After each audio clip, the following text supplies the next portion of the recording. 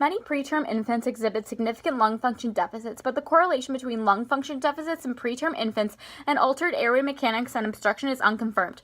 The goal of this population-based cohort study was to determine the effectiveness of airway mechanics and lung function in children born preterm versus children born at term, to determine if there is a correlation between infants born preterm and respiratory conditions to develop more effective treatments. The study consisted of approximately 350 children aged 6.5 years old, separated into two groups. So 178 experimental children born preterm and 178 control children born at term.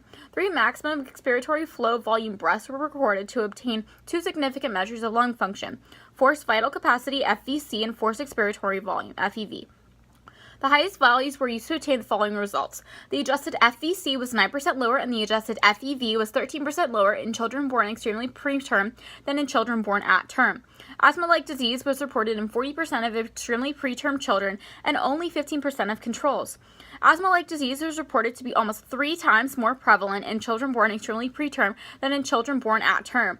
Preterm infants and children are more susceptible to chronic respiratory conditions, and continued research is needed to develop better ways to treat airway obstruction in preterm infants. There was no way to reverse the effects of airway obstruction, but treatments like pharmacological bronchodilation help prevent the exacerbation of respiratory conditions and allow prematurely born children to have increased quality of life.